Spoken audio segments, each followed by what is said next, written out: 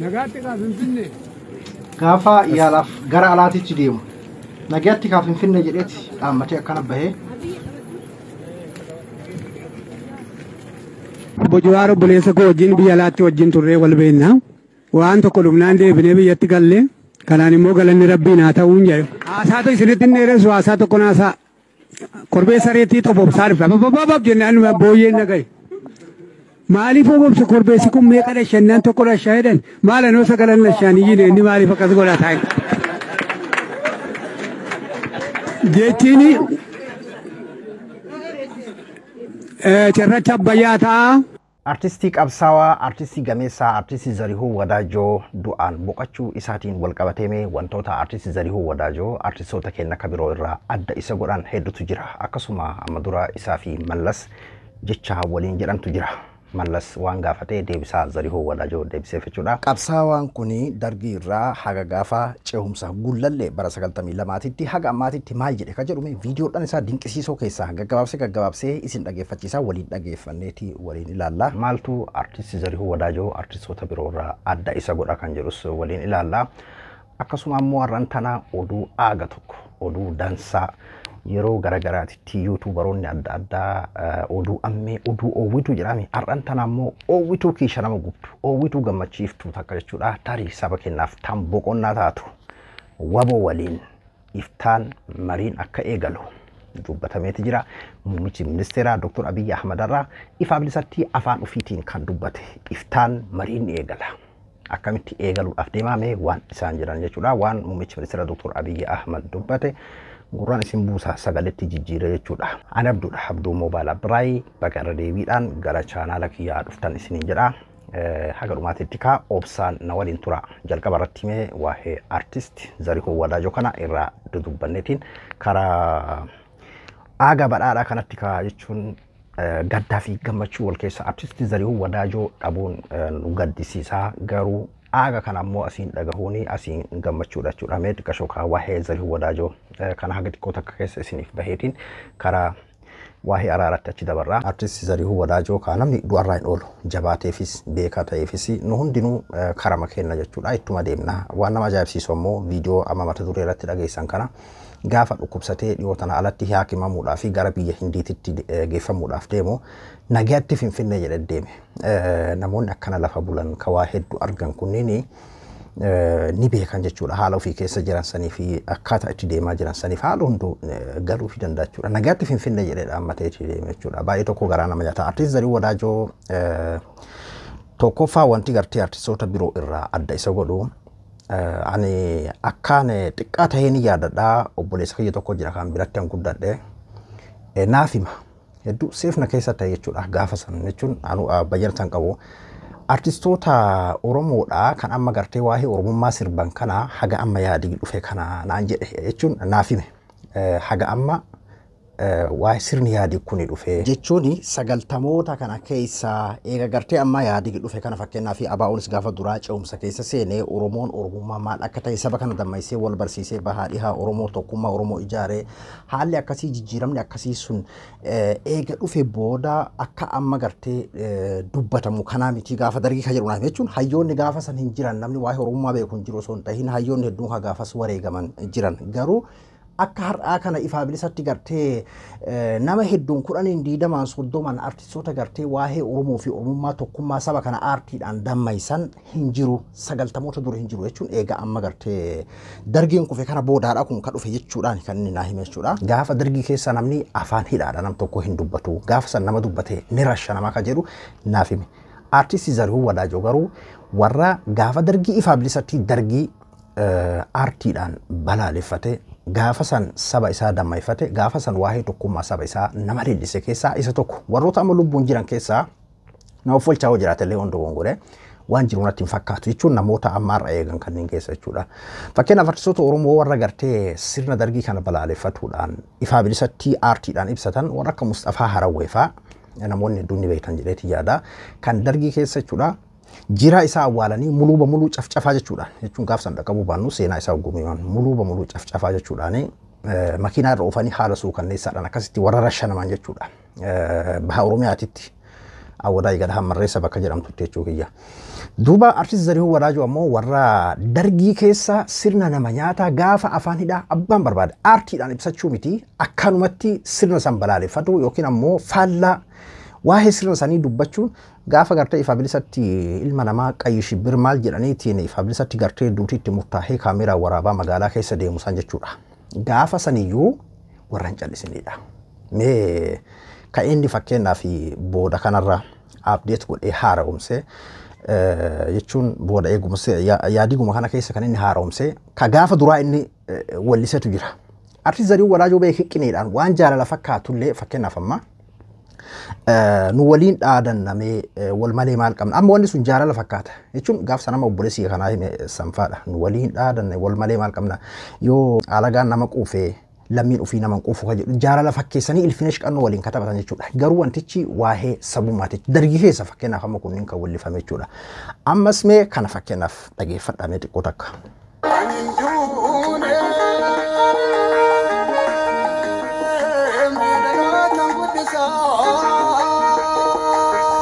Ani duune dhalootaan guddisaa.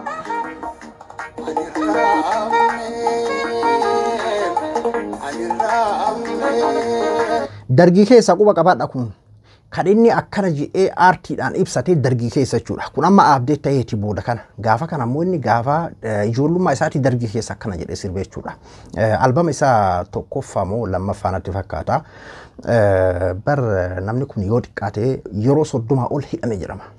Artistoota Oromoo keessaa nama waan addaa waan artistoonni Oromoo illee hin dhandhamin nama dhandhamedha. Yeroo 30 ol hidhame manni hidhaa gurguddaa keessatti beekika. Yookiin butamanii akkas poolis xaabiyaaf bakka adda addaatii manneen hidhaa gurguddaa beekamaa jechuun kan Oromoo itti hidhuudhaaf ijaarame biyya isaan keessatti sirnoonni dhufaa dabran dargii irraa yaadig. Amma haga ammaatitti kan manni hidhaatti nama daraaruudhaaf ijaarame kanneen keessatti yeroo 30 ol hidhame jedhama. Duba waggaa 74 addunyaa irra jiraate haala akkasiisan keessa jiraatu iyyuu lubbuun guyyaa malee akka hin baane ilaala dhukkubsateetiin dhukkuba rabbiitiin addunyaa irra deema jechuudha amman tana. Qabsaa'eefis falmateefis saba isaatii sagalee ta'eefis seenaa saba keessatti dhaloota ammaa warra gartee bilbila akka artist Haacaaluu Hundeessaa kanneen warra gartee kanniintu sararee kanniintu warra akka gartee isaan as dhufanii daandii kana qabatan warra godhe keessaa jechuudha. Duuba gaafa sanitti yoo warra akka Mustafaa Harawwee kan amma gartee fuula rabbii deeme sanniin taate malee namoota har'a eege kanniin keessa ka dargii keessa akkana jedhee sirbe yoo ilfina shima isaa waliin sirbetti sana faa taate hin beeku na offolchaa jiraate hin jiru jechuudha.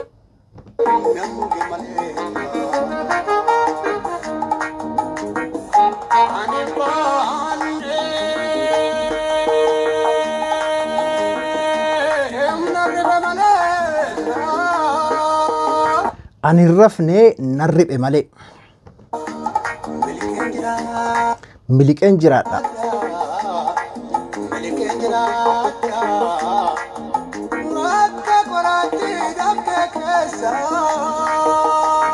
Miliqee jiraadha akka qoree horofa keessa qoree dhoqqee keessa.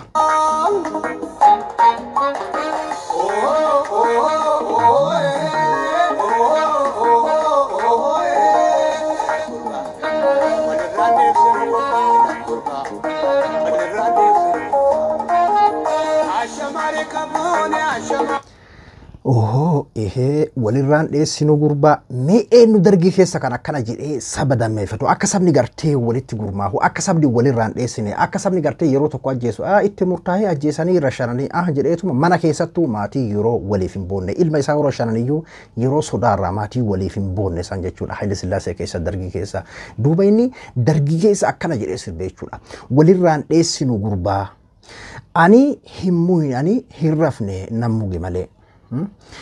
Dhokadheen jiraadha ripheen jiraadha akka qoree horofa keessaatitti walirraan dheessinu gurbaa jechuun walirraan dheessinu gurbaa jedhee saba akkasitti gartee fakkeenyaaf yeroo san keessatti haala san keessa jiru akkanatti aartiidhaan ibsate jechuudha. Tarii Mustafaa Harawwee gaafa san wanti inni wareegameef maqaa dhaheeti akka garuufitti fakkeenyaaf waa'ee Bihiraawii faa sirbaa ture jechuun waa'ee Bihiraawii faa sirbaa ture Mustafaa Harawwee san warroonni beektan keessattuu ijoolleen baha Oromiyaa ijoolleen Harargee ni beekanii.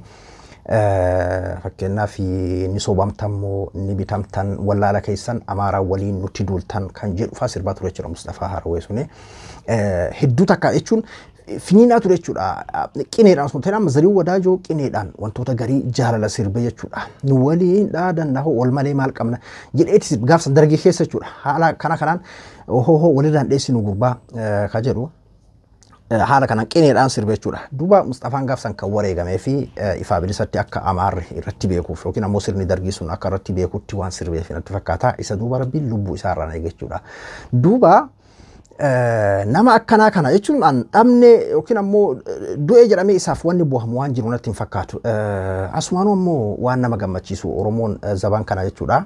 Jechuun an waa'ee seenaa Zarihuun Wadaajoo beekee isin haasa'uu fi miti ani nama seenaa isaa haasa'uu beekullee miti waanuma gartee ofii kiyyaa argee fi dhagahee keessatti waan yeroo duraatiif baqaan obboleessi kiyyaa waan na hime san na keessatti seef ta'e jechuudha. Gaafa dargiidhaa san aartiidhaan dubbachuu miti akkamatti noormaal dubbachuu hin danda'amu gaafa sanitti sirni dargiidhaa nama hin dhiisu ka jedhu waan ijoollummaadhaan naaf himameef wanni sun na keessatti seef ta'e jechuudha. Waan inni sun naaf hime san bakka achi booda sirboota isaa kana hordofuu eegale sirboota isaa kanneen dhageeffachuu eegale jechuudha. Sirboota qabsoo gartee kan inni akkasitti weellisu sanni jechuudha. Jechuun gaafa dargii keessa fakkeenyaaf warroota akka Artiist Alii Birraa jechaan jiru beeka. Artiist Alii Birraa artistoota hundumaafuu abbaadha. Garuu kan sanirraa hafe artistoota amma lubbuudhaan jiran kan hiriyoota gartee akka Zarihuun Wadaajoodha warra gaafa san fakkeenyaaf amma Saayyoo Danda'aa fa'aa Halloo Daawwee fa'aa warra gaafa san dhaqqabee Adam Haruun fa'aa Kadir Said fa'aa jechuudha.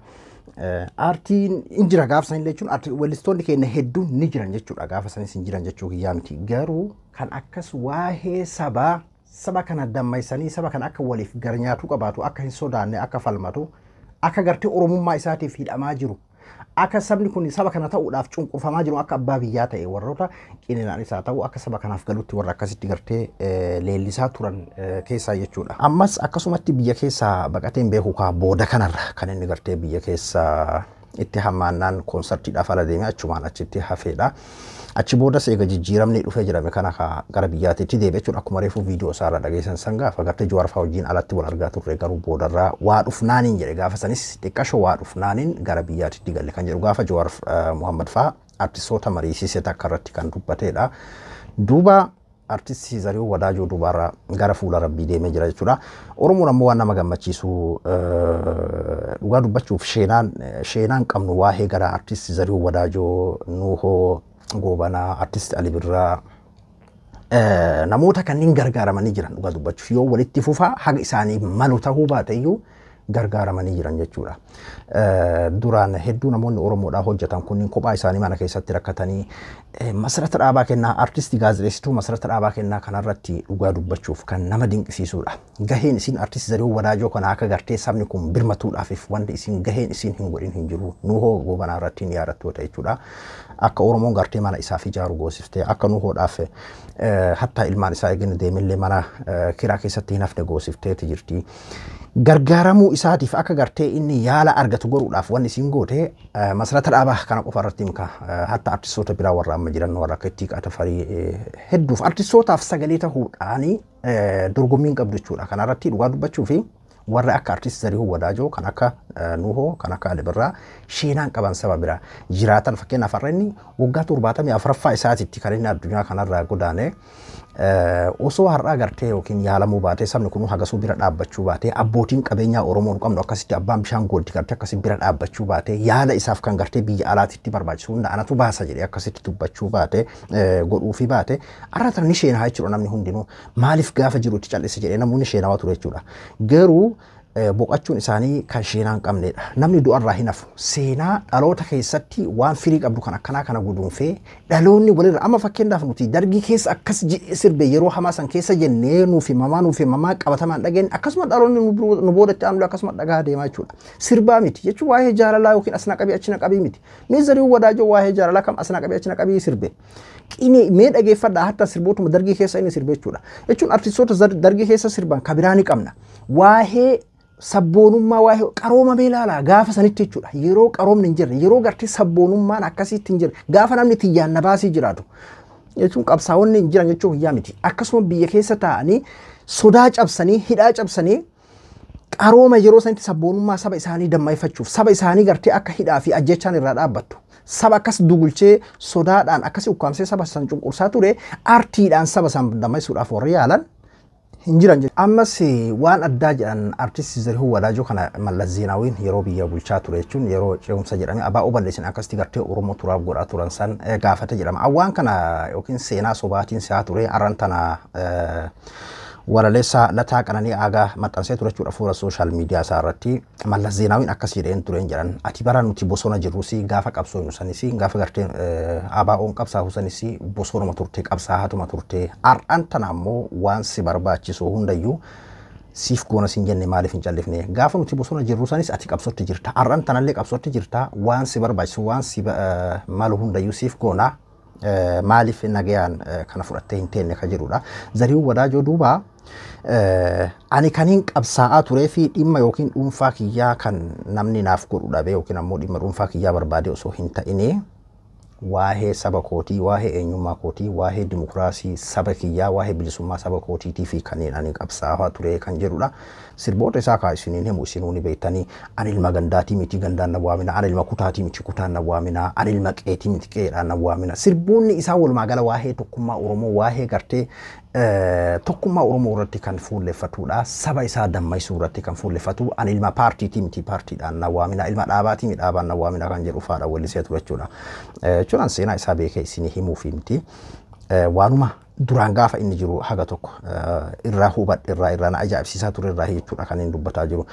Kabiramee gaafa gullallee bara 90 takka ka ce'umsaa san keessa maal jedhee ture jechuun gaafa kana ka qaroominni dhufee baandiidhaan adda addaatu jira gaafa kanatti hedduu qabna artistoota gaafa gullallee sanii garuu inni warra achi dura Oromoodhaa qineedhaan akkuma jennee waa dhaamaa turedha. Gaafa gullallee san hoo maal jedhamee waan garaa nama nyaatu. Ayyaamnus mulkaayyaamnus walga'ii kooranuma jaallannus dubbinu gabbaan biyyaa Oromoodhuma jaamsi malee saree jalli qani dhiibati malee jedhi maanoo mootiin hin gabbarin hantoonni manaa fedhuu dhiigatti dinni of wallaasi afaan leencaa booti Omoo dubbiin beenne keessummaa jan fuudhee utuu wal guggunnu kunoo waggaa 10 dabarsine ajaa'iba Oromiyan biyya keenya Finfinneen nura keenya Oromiyan biyya keenya Hoggaa soddom dura laal kaama gaafa kana ijoollee laal fuudha isaa laala gaafa kana ijoollee ture jechuudha hoggaa soddom dura gaafa gullallee irratti jechuudha. Finfinneen nura keenya keessa ba'an hojjettee warattiin diina keenya yaa of keessa baasaa maaliif jajjennee keenya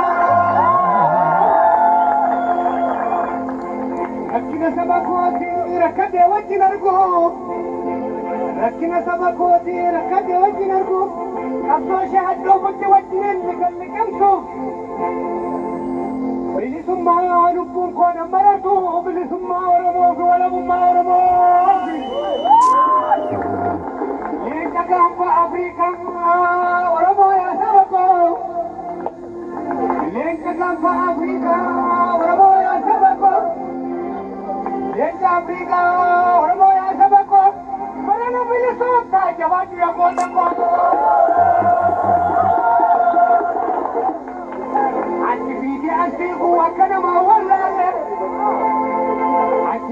أسيقوا وكنما ولا achi fiigee as fiiguu akka namaa hin wallaalle kaayoo koo qulqullittii isii ganamaan na sakaalee jechuun bitamtee abalu fakkaachuu kaan fakkaachuu yeroo sanitti ta'uu wallaalleedha faayidaa kiyyaaf. Kaayoo koo qulqullittii miila koona sakaalee miila koona sakaalee. Garanaa hin bubbisa garasi hin bubbisa qilleensi maala deessa.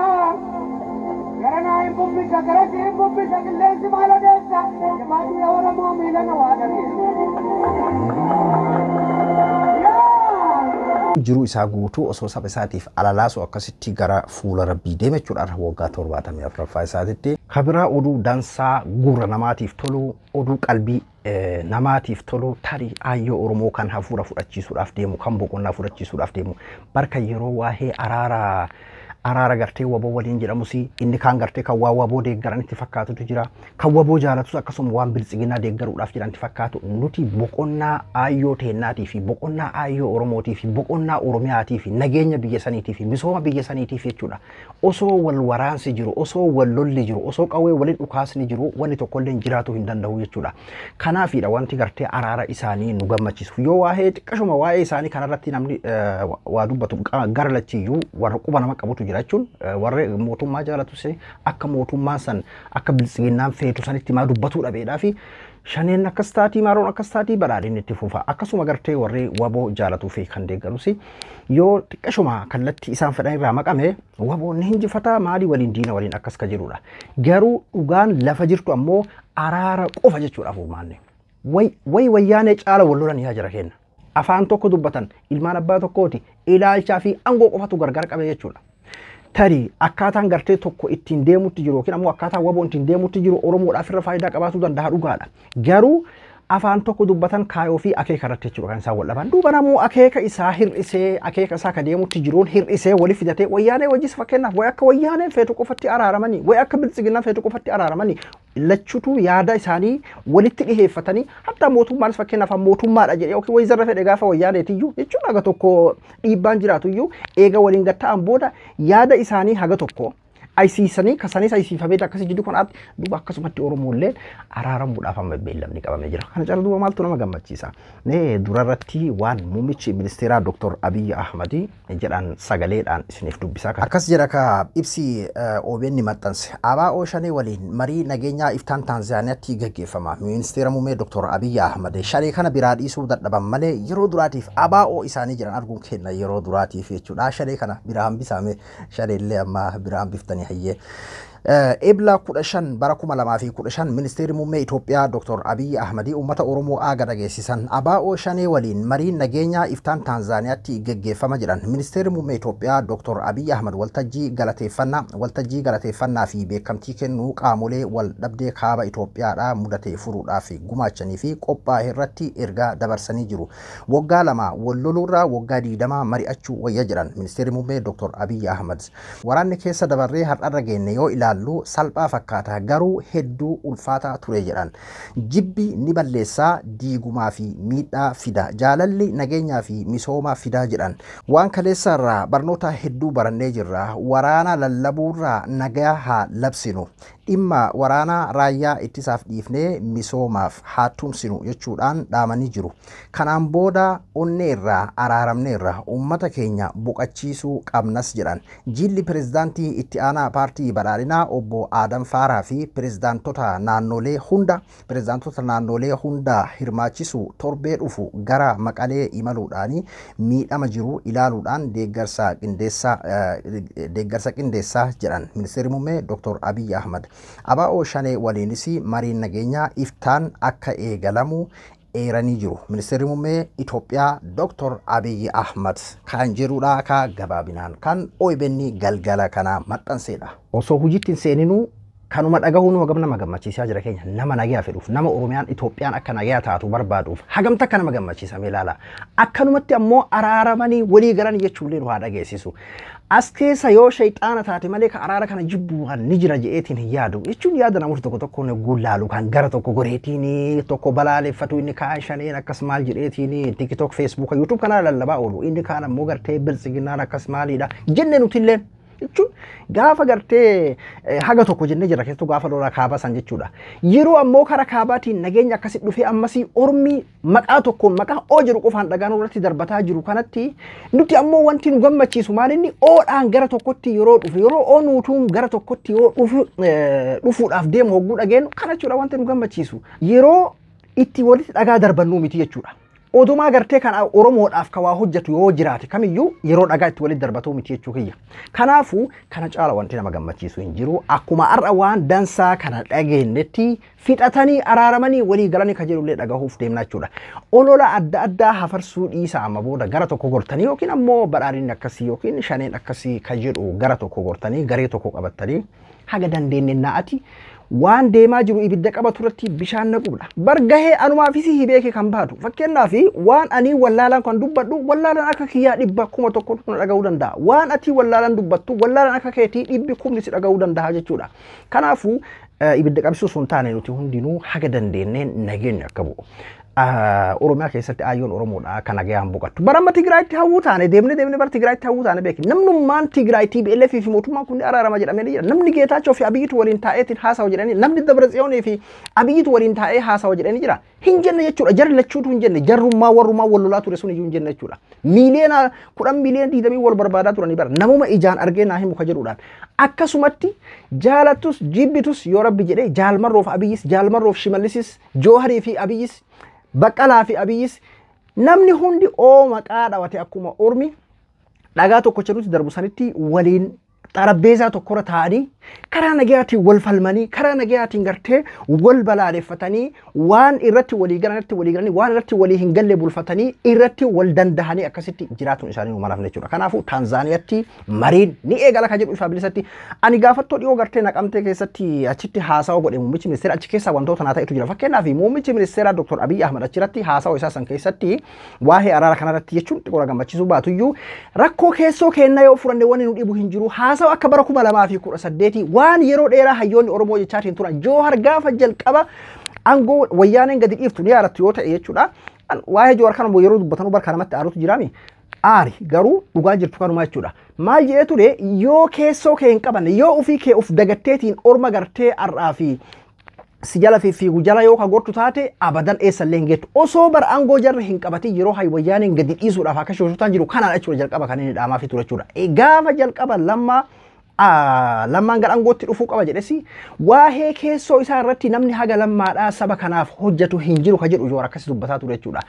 Keessoo keenna ka jedhu achirratti jechuun achi keessaa wanni na gammachiisan waan muummichi ministeera Dr. Abiy achirratti keessoo keenna waan jedhu duraan ni tuffatamaa bar keessoo wanni jedhu kun keessoo wanni jedhamu kun tuffatamaa ture bar danta dhabummaadhaan ni beek.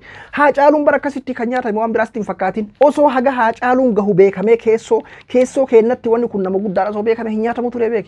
Kanaafuu keessoo keenna gaafa muummichi ministeera Abiy Ahmed jedhe san hedduuta kana gammachiise. Garuu achirratti hoo waa'ee mircaa dhufuurratti akkasiidha ar'arra deebanii galuu ni danda'an ka jedhu irratti jechuun akkanumatti laaftumatti galuu hin danda'an akkanumatti jechuun akkuma fannoo kana akkuma gartee fannoodha kana akkasumatti deemee haa galuu akkas waan akkasii yaadanis ka jedhu bakka san tunaan ta'ini garuu keessoo keenna ka jedhu san irratti hedduu na gammachiise jechuudha. Ar'an tana ifa bilisatti ammoo muummichi ministeera Taanzaaniyaatti iftaan marii ni eegala kan jedhudha. Marii ka jedhu kan har'aa kana qofa irratti jechuudha kan ifa bilisatti guyyaa akkanaa bakka kanaatitti waliin dubbatuu deemna ka jedhu kan isaan dubbatan jechuudha. Kanaafuu akkanumatti nagaan waa dhageessisu walii galan araaraman fixatan akkuma gaafa wayyaan isaanitti araaraman fixatan ka jedhu Rabbiin waa dhageessisu jechuudha. Adabduu dhabduu moobaala biraay hanga qophii biraatti waliin deebinutti nagaan naa tura.